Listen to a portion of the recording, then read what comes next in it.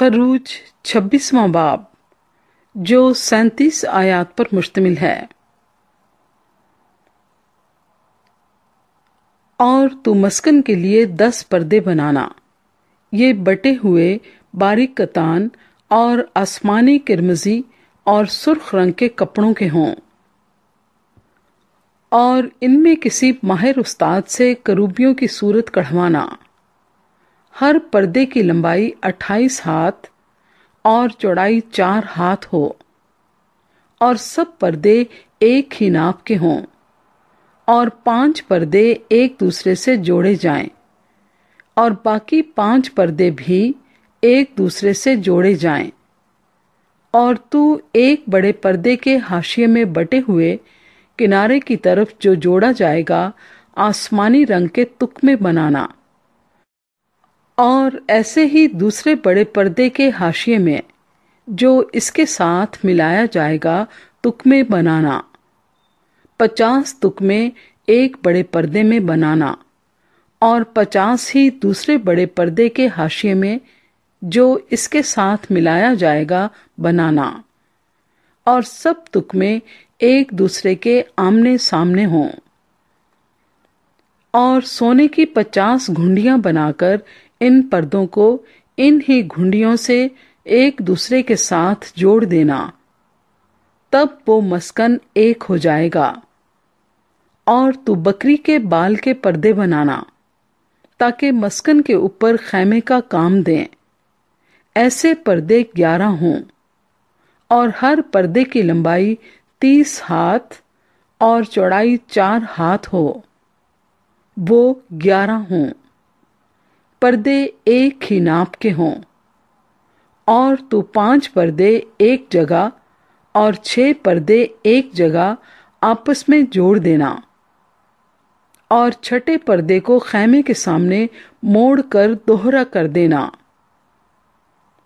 اور تو 50 تکمے اس پردے کے حاشیے میں جو باہر سے ملایا جائے گا، اور 50 ہی تکمے دوسری طرف کے پردے کے حاشیے میں جو باہر سے ملایا جائے گا بنانا۔ اور پیتل کی 50 گھنڈیاں بنا کر ان گھنڈیوں کو تکموں میں پہنا دینا، اور خیمے کو جوڑ دینا تاکہ وہ ایک ہو جائے۔ اور خیمے کے پردوں کا لٹکا ہوا حصہ یعنی آدھا پردہ جو بچ رہے گا وہ مسکن کی پچھلی طرف لٹکا رہے۔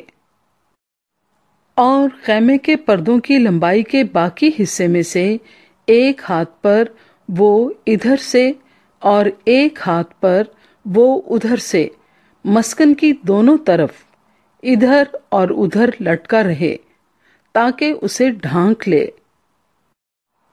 اور تو اس خیمے کے لیے مینڈھوں کی سرخ رنگی ہوئی کھالوں کا غلاف اور اس کے اوپر تخسوں کی کھالوں کا غلاف بنانا۔ اور تو مسکن کے لیے کیکر کی لکڑی کے تختے بنانا کہ کھڑے کیے جائیں۔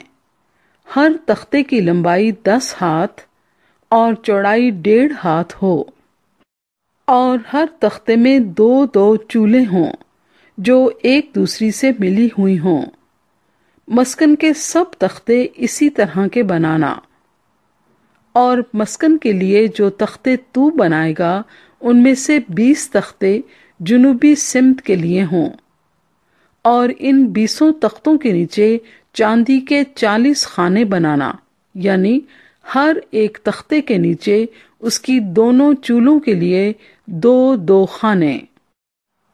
اور مسکن کی دوسری طرف یعنی شمالی سمت کے لیے 20 تختے ہوں، اور ان کے لیے بھی چاندی کے 40 ہی خانے ہوں، یعنی ایک تختے کے نیچے 2 خانے۔ اور مسکن کے پچھلے حصے کے لیے مغربی سمت میں 6 تختے بنانا، اور اسی پچھلے حصے میں مسکن کے کونوں کے لیے 2 تختے بنانا۔ یہ نیچے سے دوہرے ہوں، اور اسی طرح اوپر کے سرے تک آ کر ایک حلقے میں ملائے جائیں۔ دونوں تختے اسی ڈھب کے ہوں۔ یہ تختے دونوں کونوں کے لیے ہوں گے۔ پس 8 تختے اور چاندی کے 16 خانے ہوں گے، یعنی ایک ایک تختے کے لیے 2 خانے۔ اور تو کیکر کی لکڑی کے بینڈے بنانا، 5 بینڈے مسکن کے ایک پہلو کے تختوں کے لیے اور 5 بینڈے مسکن کے دوسرے پہلو کے تختوں کے لیے اور 5 بینڈے مسکن کے پچھلے حصے یعنی مغربی سمت کے تختوں کے لیے، اور وسطی بینڈا جو تختوں کے بیچ میں ہو وہ خیمے کی ایک حد سے دوسری حد تک پہنچے۔ اور تو تختوں کو سونے سے منڈنا اور بینڈوں کے گھروں کے لیے سونے کے کڑے بنانا اور بینڈوں کو بھی سونے سے منڈنا،